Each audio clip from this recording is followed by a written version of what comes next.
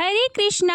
आप सभी का भक्ति चैनल पर हार्दिक स्वागत है। भगवान श्री हरि विष्णु की कृपा आप पर सदैव बनी रहे। आज आप सुनेंगे माघ मास महात्म्य का तीसरा अध्याय। इससे पहले माघ मास महात्म्य के 1 और 2 अध्याय को अभी तक आपने नहीं सुना तो हमारे चैनल पर जाकर अवश्य सुनिएगा। वीडियो अच्छा लगे तो लाइक कीजिएगा और चैनल को अभी तक आपने सब्सक्राइब नहीं किया तो चैनल को सब्सक्राइब कीजिएगा।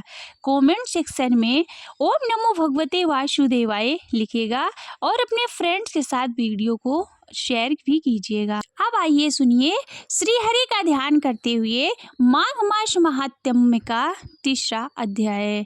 शांताकारं भुजगशयनं पद्मनाभं सुरेशं विश्वधारं गगनेशदृशं मेघवर्णं शुभांगं लक्ष्मीकान्तं कमलनयनं योगिर्भीर्ध्याने निगम्यं वन्दे विष्णु भवभयहरणं सर्वलोकैकनाथं वन्दे विष्णु भवभयहरणं सर्वलोकैकनाथम्। तब राजा दिलीप कहने लगे कि महाराज यह पर्वत कितना ऊंचा और कितना लंबा चौड़ा है। तब वशिष्ठ जी कहने लगे कि 36 योजन ऊंचा, ऊपर चोटी में 10 योजन चौड़ा और नीचे 16 योजन चौड़ा, जो हरिचंदन, आम, मदार, देवदार और अर्जुन के वृक्षों से सुशोभित है। दुर्भिक्ष से दुखी होकर इस पर्वत को फल और फूलों से परिपूर्ण देखकर भृगु वहीं रहने लगे और यहाँ पर कंदराओं, वनों और उपवनों में बहुत दिनों तक तप करते रहे। इस प्रकार जब भृगु ऋषि वहाँ पर अपने आश्रम पर रह रहे थे तो एक विद्याधर अपनी पत्नी सहित उतरे और वे अत्यंत दुखी थे। उन्होंने भृगु ऋषि को प्रणाम किया और ऋषि ने बड़े मीठे स्वर में उनको कहा कि हे विद्याधर, तुम बड़े दुखी दिखाई देते हो, इसका कारण क्या है? तब विद्याधर कहने लगे कि महाराज, पुण्य के फल को पाकर, स्वर्ग पाकर तथा देवतुल्य शरीर पाकर भी मेरा मुख व्याघ्र जैसा है। मेरे दुख और अशांति का यही एक कारण है। न जाने किस पाप का फल है। मेरे चित्त की व्याकुलता का दूसरा कारण भी है। सुनिए, मेरी पत्नी अति रूपवती, मीठा वचन बोलने वाली, नाचने और गाने की कला में अति प्रवीण है, शुद्ध चित्त वाली, सातों सुरों वाली, वीणा बजाने वाली, जिसने अपने कंठ से गाकर नारद जी को प्रसन्न किया, नाना स्वरों के नाद से वीणा बजाकर कुबेर को प्रसन्न किया, अनेक प्रकार के नाच ताल से शिवजी महाराज भी अति प्रसन्न और रोमांचित हुए। शील, उदारता, रूप तथा यौवन में स्वर्ग की कोई अप्सरा भी इस जैसी नहीं है। कहाँ ऐसी चंद्रमुखी स्त्री और कहाँ मैं व्याघ्र मुख वाली, यही चिंता सदैव मेरे हृदय को जलाती है। विद्याधर के ऐसे वचन सुनकर तीनों लोकों की भूत, भविष्य और वर्तमान की बात जानने वाले तथा दिव्य दृष्टि वाले ऋषि कहने लगे कि हे विद्याधर, कर्म के विचित्र फलों को प्राप्त होकर ज्ञानी पुरुष भी मोह को प्राप्त हो जाते हैं। मक्खी के पैर जितना विष भी प्राण लेने वाला हो जाता है। छोटे छोटे पापों का फल भी अत्यंत दुखदायी हो जाता है। तुमने माघ मास की एकादशी का व्रत करके द्वादशी न आने तक शरीर में तेल लगाया, इसी पाप कर्म से व्याघ्र हुए। एकादशी के दिन उपवास करके द्वादशी को तेल लगाने से राजा पुरूरवा ने भी कुरूप शरीर पाया था। तब वह अपने कुरूप शरीर को देखकर दुखी होकर हिमालय पर्वत पर देव सरोवर के किनारे पर गया।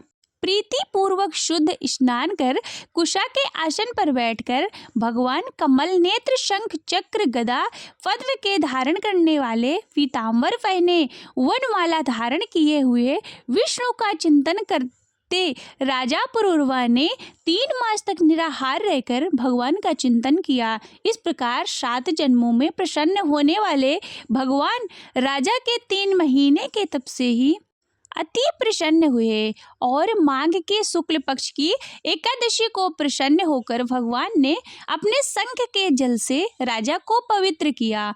भगवान ने उसके तेल लगाने की बात याद दिलाकर सुंदर देवताओं सा रूप दिया, जिसको देखकर उर्वशी भी उसको चाहने लगी और राजा कृतकृत्य होकर अपने पुरी को चला गया। भृगु ऋषि कहने लगे कि हे विद्याधर, इसलिए तुम क्यों दुखी होते हो? यदि तुम अपना यह राक्षसी रूप छोड़ना चाहते हो तो मेरा कहना मानकर जल्दी ही पापों को नष्ट करने वाली हेमकुंड नदी में माघ स्नान करो, जहाँ पर ऋषि सिद्ध देवता निवास करते हैं। अब मैं इसकी विधि बतलाता हूँ। तुम्हारे भाग्य से माघ मास आज से 5वें दिन ही आने वाला है। पौष शुक्ल पक्ष की एकादशी से इस व्रत को आरंभ करो। भूमि पर सोना जितेंद्रिय रहकर 3 दिन में 3 समय स्नान करके महीना भर निराहार रहो। सब भोगों को त्याग कर तीनों समय भगवान विष्णु का पूजन करो। जब तुम द्वादशी को शिवजी स्तोत्र और मंत्रों से पूजन करोगे तो तुम्हारा मुख देखकर सभी चकित रह जाएंगे और तुम अपनी पत्नी के साथ सुखपूर्वक क्रीड़ा करोगे। माघ मास के प्रभाव को जानकर सदा माघ में स्नान करो। पाप दरिद्रता से बचने के लिए मनुष्य को सदा यत्न से माघ मास का स्नान करना चाहिए।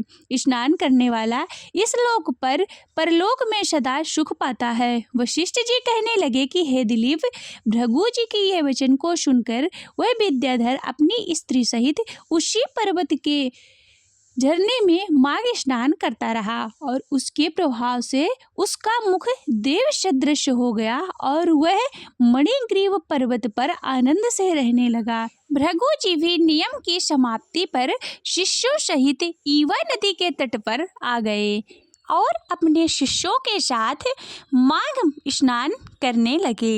आज की कथा में बस इतना ही है। आगे की कथाएं आप माघ मास महात्म्य के अध्याय 4 पर सुनेंगे।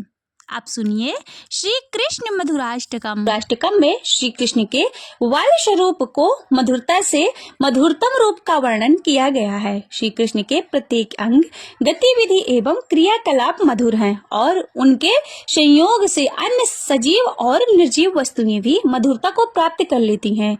प्रभु के परम प्रिय भक्त महाप्रभु श्री वल्लभाचार्य जी को कोटि कोटि नमन, जिन्होंने मधुराष्टकम की रचना की है। श्री कृष्ण मधुराष्टकम। अधीरम मधुरम वदनम मधुरम नयनम मधुरम हर्षितम मधुरम हृदयम मधुरम गमीनम मधुरम मधुराधिपतेरखिलम मधुरम वचनम मधुरम चरितम मधुरम वशनम मधुरम वलितम मधुरम चलितम मधुरम भ्रमितम मधुरम मधुराधिपतेरखिलम मधुरम।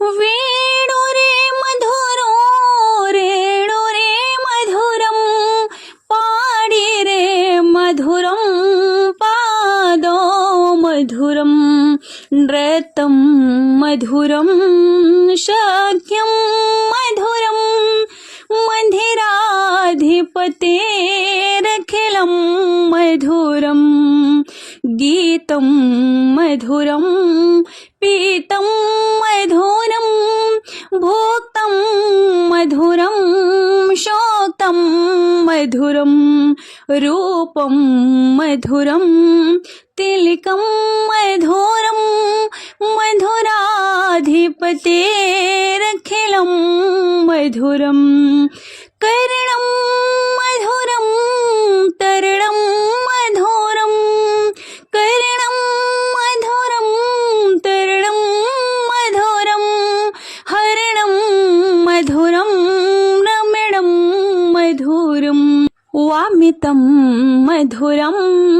अमितं मधुरं मधुराधिपतेरखिलं मधुरं गुञ्जा मधुरा माला मधुरा गुञ्जा मधुरा माला मधुरा यमुना मधुरा वीचे मधुरा सलिलं मधुरं कमिलं मधुरं सलिलं मधुरं कमिलं मधुरं मधुराधिपतेरखिलं मधुरं मधुराधिपतेरखिलं मधुरं गोपी मधुरा लीला मधुरा गोपी मधुरा लीला मधुरा योक्तं